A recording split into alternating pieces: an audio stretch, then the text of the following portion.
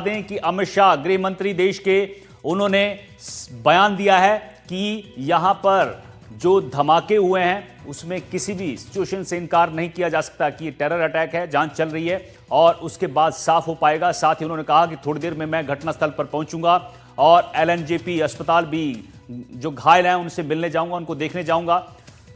यहां पर alert mode पर एजेंसियां हैं और राजस्थान में भी अलर्ट किया गया है। 10 लोगों की मौत, दिल्ली में धमाका हो चुका है। लोगों के बीच में कॉन्फिडेंस एस्टैब्लिश करें ताकि कहीं पर भी कोई भ्रमक स्थिति या कहीं अफरा तफरी की सिचुएशन ना आने पाए, और उसी के तहत मैं हमारे जनपद के एसएसपी और जनपद के समस्त हमारे वरिष्ठ जितने भी प्रशासनिक अधिकारी है, पुलिस अधिकारी है, सभी लोग फील्ड में हैं और सभी लोग जो है ये इंश्योर कर रहे हैं कि कहीं पर भी कोई समस्या ना आए।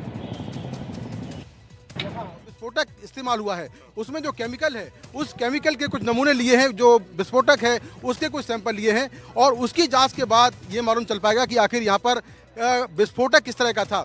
अभी शुरुआती जांच में ऐसा लगता है कि या तो अमोनियम नाइट्रेट का इस्तेमाल हुआ है या फिर आरडीएक्स, क्योंकि इम्पैक्ट बहुत ज़्यादा है। गाड़ियों के परखच्चे उड़ गए, अभी हम जैसा रिपोर्ट कर रहे थे, तो इम्पैक्ट बहुत ज़्यादा है। तो आखिर इसके पीछे कौन लोग हैं उसको लेकर जाँच चल रही है और दिल्ली पुलिस की स्पेशल सेल कुछ जगहों पर दिल्ली में छापेमारी कर रही है, क्योंकि ये साफ कहा गया है कि जिन लोगों ने इस घटना को अंजाम दिया है उनको तुरंत पकड़ा जाए। तो दिल्ली पुलिस की जो टीमें हैं वो अलग अलग राज्यों की पुलिस के संपर्क में हैं और दिल्ली में कुछ इलाकों पर छापेमारी कर रही हैं। इसके अलावा आप देख सकते हैं कि यहाँ पर जो बहुत सारी एम्बुलेंस हैं उनको स्टैंड बाई पर रखा गया है, क्योंकि जब ऐसे ब्लास्ट होते हैं तो कई बार सीरियल ब्लास्ट भी होते हैं, तो कहीं दूसरा कोई ब्लास्ट ना हो उसको देखते हुए यहाँ पर जो एम्बुलेंसेस हैं उसको स्टैंड बाई पर रखा गया है ताकि जरूरत पड़ने पर तुरंत इनका इस्तेमाल हो। तो फिलहाल कुछ ही देर में गृहमंत्री अमित शाह और Delhi police commissioner Satish Golchha spot पर आने वाले हैं जहां पर ये पूरी घटना हुई है। और गृह मंत्री उसके बाद खुद एलएनजेपी भी जाने वाले हैं। जिस तरह मुकेश बता रहे हैं कि एम्बुलेंसेज स्टैंड बाय में रहती हैं,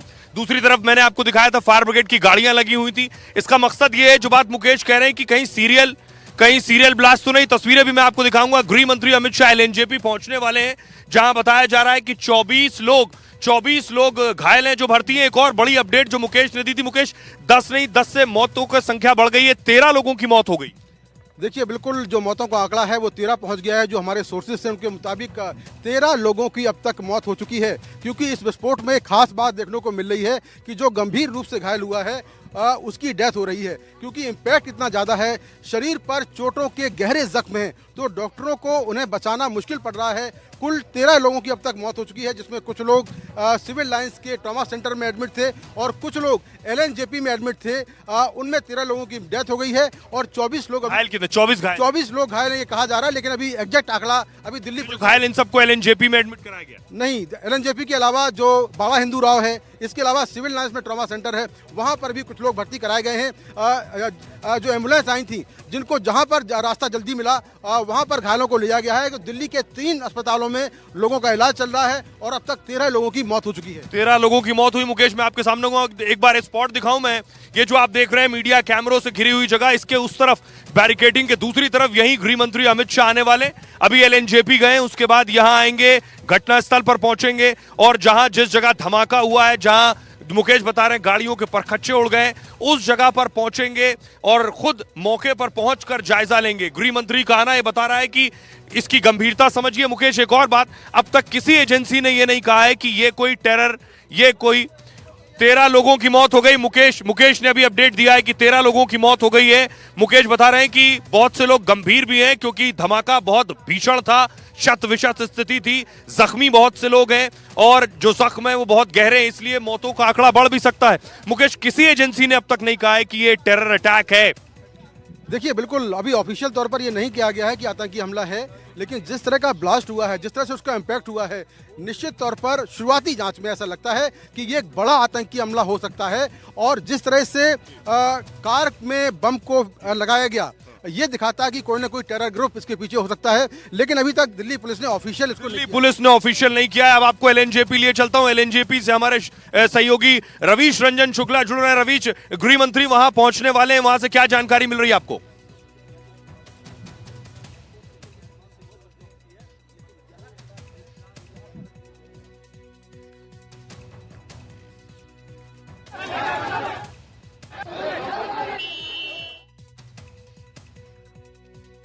आपको दे दें, 13 लोगों की मौत की खबर निकलकर सामने आ रही है और गृह मंत्री अमित शाह मौके पर पहुंचने वाले हैं।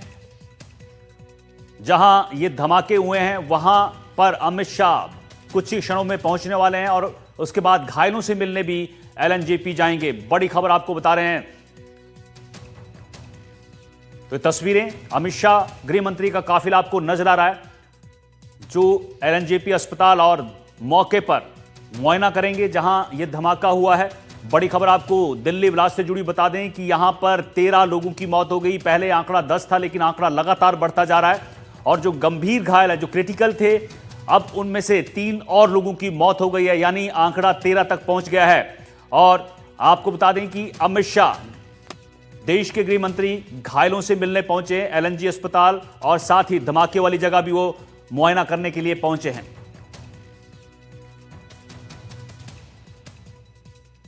तो एलएनजेपी की तस्वीरें आपको दिखा रहे हैं जहां गृह मंत्री अमित शाह पहुंचे हैं, घायलों से मिलने के लिए यहां पर पहुंचे हैं। सीधी तस्वीरें आपको एक्सक्लूसिव एनडीटीवी पर दिखा रहे हैं। ये तस्वीरें देखिए, गृह मंत्री देश के अमित शाह यहां पर जो घायल लोग हैं, धमाके में जो घायल हुए हैं, उनसे मिलने के लिए एलएनजेपी अस्पताल पहुंचे हैं। ये तस्वीरें सीधी लाइव आपको एनडीटीवी पर हम एलएनजेपी अस्पताल से दिखा रहे हैं। अभी थोड़ी देर पहले उन्होंने जानकारी दी है इस पूरे मामले पर कि किस तरह से यहां पर अब इस पूरे मामले की जांच की जा रही है। उन्होंने दुख जताया, जिनकी मौत इस धमाके में हुई है उनके लिए उन्होंने दुख जताया है। साथ ही उन्होंने ये भी कहा है कि मैं एलएनजेपी के बाद धमाके वाली जगह जाऊंगा जहां ये धमाका हुआ है और पूरे मामले की जानकारी उन्होंने प्रधानमंत्री नरेंद्र मोदी को दी है।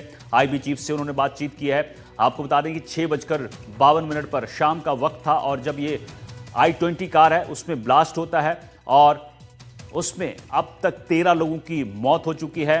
तमाम एजेंसियां, दिल्ली पुलिस के स्पेशल सेल, क्राइम ब्रांच, सारी टीमें मौके पर हैं और जांच की जा रही है। डॉग स्क्वाड वहां पर जांच कर रहे हैं और साथ ही फॉरेंसिक टीम भी मौके पर है। तो ये एलएनजी अस्पताल पहुंचे हैं गृह मंत्री अमित शाह और यहां पर वो घायलों से मुलाकात करेंगे।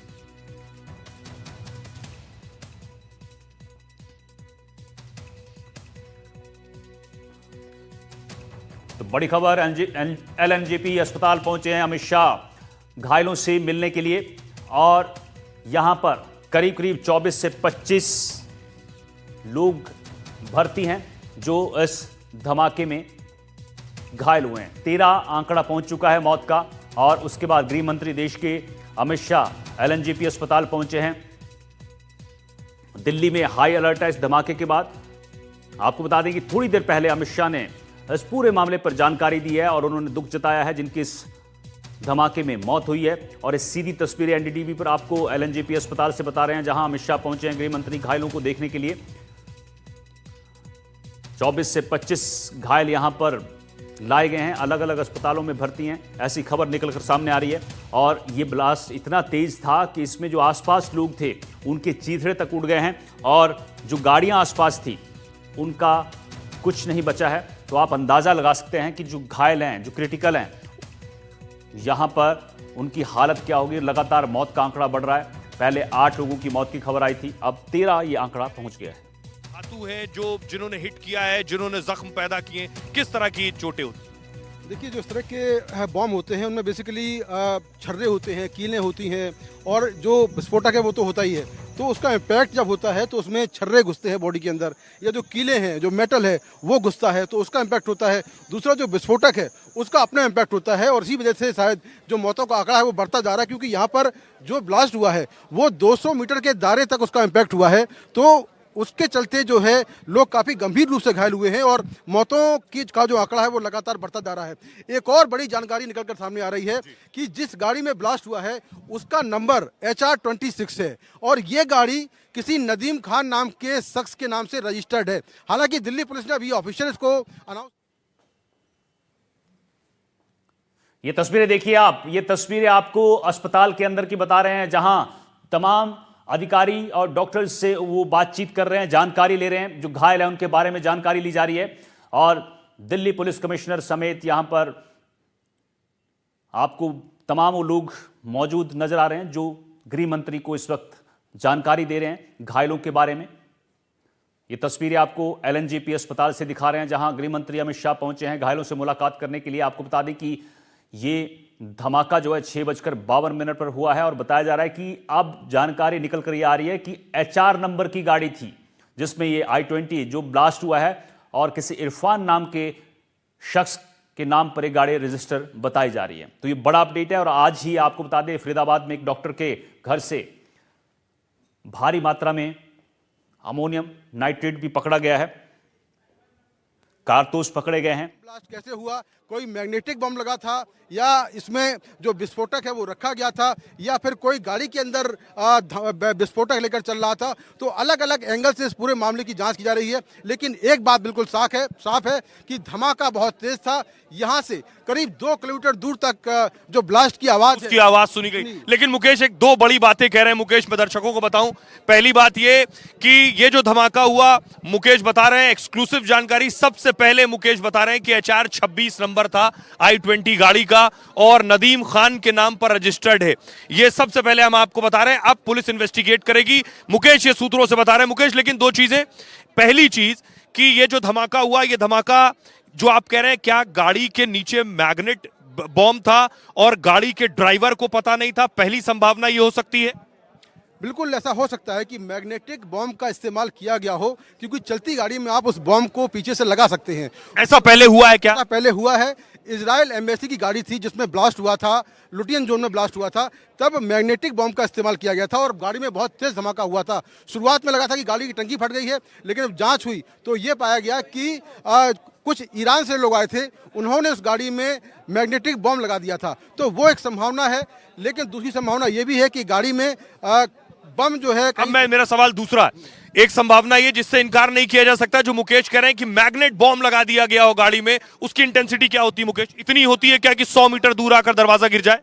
वो डिपेंड करता है कि उसमें विस्फोटक कितना है, कितनी बड़ी मैग्नेट लगाई है और कितना विस्फोटक है। अगर विस्फोटक बहुत ज्यादा है और बड़ी मैग्नेट है तो उसका इम्पैक्ट बहुत ज्यादा होगा, इसकी संभावना है। लेकिन मेरा दूसरा सवाल आपसे, ये दूसरा सवाल ये क्या, बहुत सीरियस सवाल है मुकेश, क्या ये सुइसाइड अटैक, सुइसाइड बॉम्बर भी हो सकता है?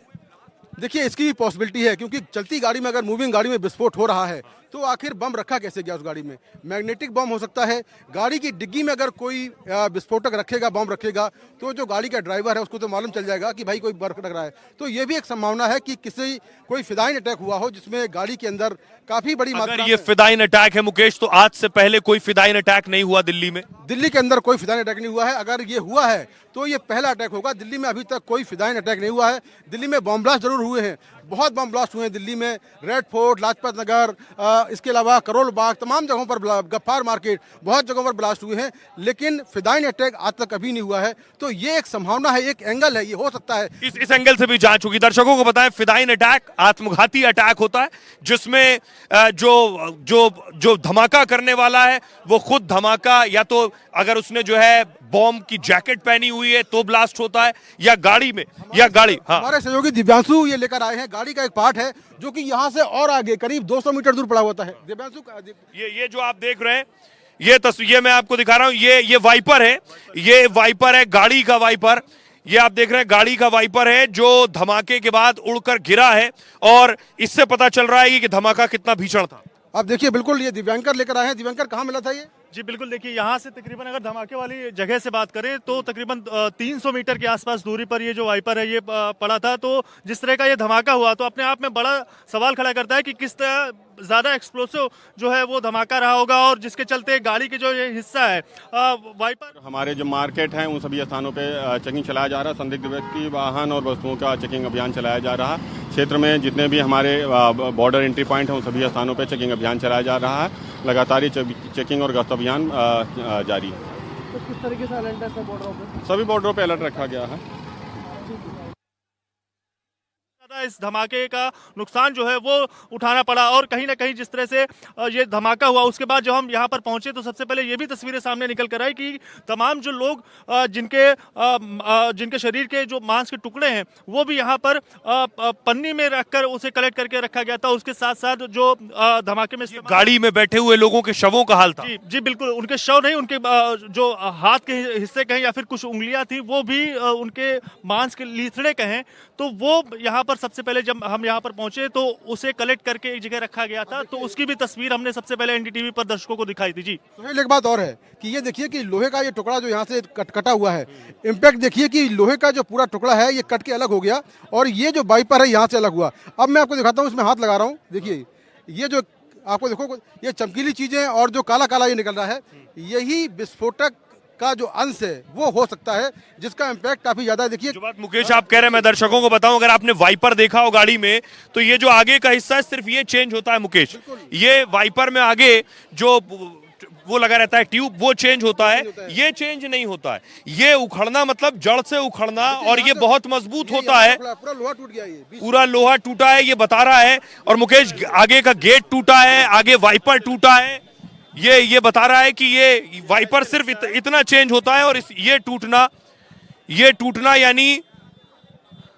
और इस बीच बड़ी खबर दर्शकों को बता दें, प्रधानमंत्री नरेंद्र मोदी अमित शाह पहुंचने वाले हैं। प्रधानमंत्री नरेंद्र मोदी ने ट्वीट करके दुख जताया है इस बड़े धमाके के बाद। प्रधानमंत्री ने दुख जताया, 13 लोगों की मौत हुई है, उनके प्रति संवेदना प्रकट की है पीएम मोदी ने। साथ ही इन्वेस्टिगेशन अपनी तेजी से बढ़ रहा है, कई एजेंसियां यहां मौजूद हैं, खुद गृह मंत्री आने वाले हैं और लगातार मूवमेंट हो रहा है। मुकेश एक बात और, एक ये तस्वीर मैं आपको दिखा रहा हूं, लगातार गाड़ियां आ रही हैं, पुलिस की गाड़ियां आ रही हैं, स्पेशल सेल्स की गाड़ियां आ रही हैं। मुझे एक बताइए मुकेश की हम धमाके की तीव्रता की बात कर रहे थे, ये जो मुजम्मिल और आदिल के ठिकानों से, खासतौर पे आदिल के ठिकानों से ये जो 3000 किलो विस्फोटक मिला है जिसे आप अमोनियम नाइट्रेट कह रहे हैं, आप कह रहे हैं अभी यहां भी अमोनियम नाइट्रेट हो सकता है, क्या इसका कोई लिंक आपको लगता है हो सकता है?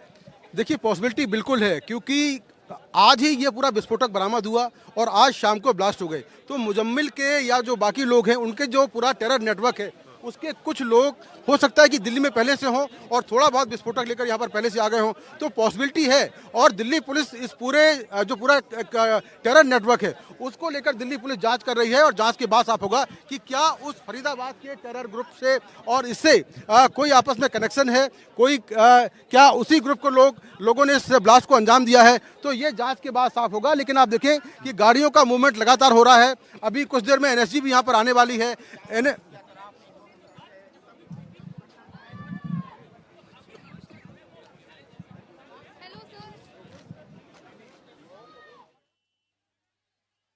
सीधे ग्राउंड से हमारी टीम, जो एनडीटीवी की टीम मौके पर है, जानकारी दे रही थी पूरी। और अब ये तस्वीरें आपको एलएनजेपी अस्पताल से दिखा रहे हैं जहां गृह मंत्री अमित शाह पहुंचे हैं और वो पूरी जानकारी यहां पर ले रहे हैं, जो घायल हैं उनके बारे में और जो गंभीर घायल हैं उनके बारे में। आपको बता दें कि